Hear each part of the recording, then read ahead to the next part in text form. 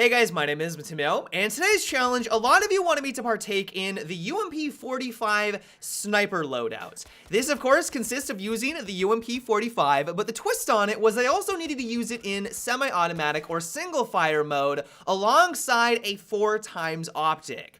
There were moments during recording where I had to step away from my computer. When I was trying to get gameplay, there were scenarios where I would have wanted to punch a baby seal. It got really, really bad. And while I would not say that this is the worst weapon in Hardline, there are some others that definitely hold that prestige. It is nowhere near the power of the God Guns. You know them, basically the assault rifles, M16, M416, alongside the K10. And since I had to use this in semi-automatic mode, alongside the 4x scope, which is not an optic that you should be using on any of the PDWs, as you can imagine, it was an absolute nightmare.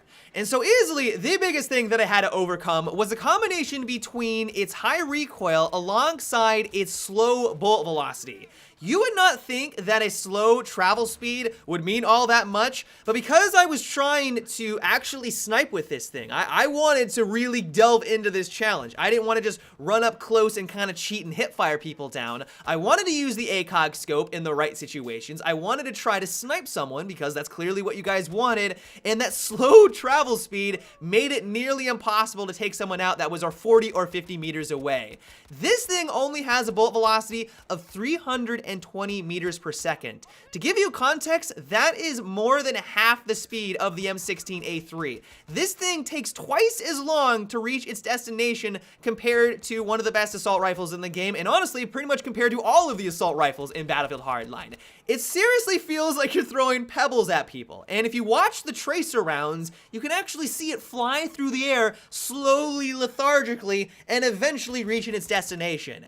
The reason why this is an issue is that it makes it nearly impossible to drop someone when they know that you're shooting at them. Because it takes such a long time for it to reach its destination, the enemy has plenty of time to zigzag back and forth, and at 40 and 50 meters away, trying to predict where they're going to be because of that really slow travel speed makes it nearly impossible to drop those targets. And so when I was running around, if I saw someone out in the distance having a dance party, he was grooving, he was moving around a lot, I completely ignored him. I was like, yeah, you know what, sure, you're out there, but there's really not a whole lot I can do. And I just went for someone and looked for players that were either running towards me, because that was much easier, or if they were just standing still trying to go for headshots.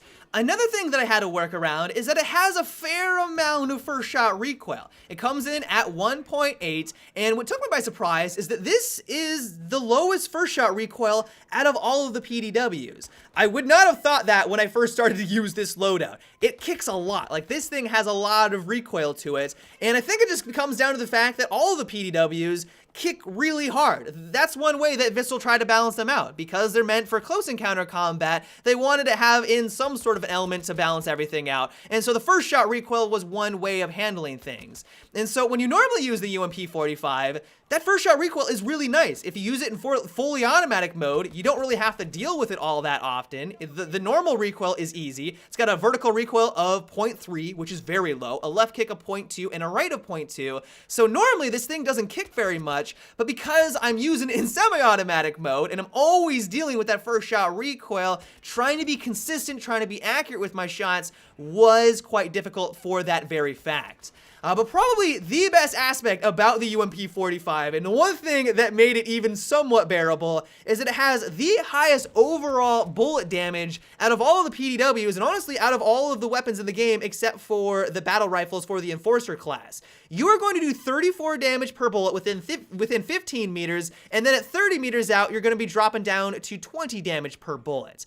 If you compare this to all of the other PDWs in the game, this is a godsend. The Uzi and the M45, just to give you a comparison here, they also do 34 damage per shot up close, but that's only within 8 meters, and then after 8 meters, once you hit only 20 meters out, they only do 12 damage per bullet. Let that sink in for a second. I am so grateful that you guys did not have me partake in the Uzi sniper loadout, because I think I would have lost my mind. I would have ran down the street like a madman, screaming at the top of my lungs, because trying to take an enemy out, doing 12 damage per bullet, only 20 meters away would have been impossible. I would have lost my goddamn mind. And while I wouldn't go as far to say that this quality makes up for all of the other negative attributes that come along with the UMP-45, in my opinion, this is a much better way at balancing out a weapon like this. I should also have mentioned that it has a rounds per minute of only 600. This thing isn't going to have a lot of horsepower behind it, but if you compare that to the Uzi and the M45, which also have a 600 rounds per minute, I just don't understand why their damage drops off so significantly while the UMP-5 sits pretty at 20 damage per bullet at a distance. And so just in general, I think out of all of those slower RPM weapons, this is the best, but overall in the grand scheme of things, I would make or classify this more as a second or third tier weapon. But as for the challenge itself, it required a lot of patience. This was a patient man game because it basically forced me to always have an advantage, some sort of advantage, on the enemy when we got into a firefight. Either I needed to be on a rooftop to have a height advantage, I either needed to flank them so they didn't even realize that I was there, or I needed to get headshot after headshot to even have a possibility of winning against the myriad of M16 and M416s that plague the battlefield right now. When I finally made it work and I was successful on going on a kill streak, it was ridiculously satisfying. If I was able to outgun you with this loadout, you brought shame to your family. Your dog didn't even probably look at you after that round because of just the stupid amount of things that were in your favor compared to this stupid loadout. And so when I was killing people back to back, I mean, I had some pretty impressive kill streaks. I want to brag. It was mainly down to luck. It was using the environment to my advantage and trying to flank and get a height advantage. Like I said, I had to be patient with these kills, but when I was finally successful in going on one of these kill streaks, it was ridiculously satisfying because of all the things that I had to overcome.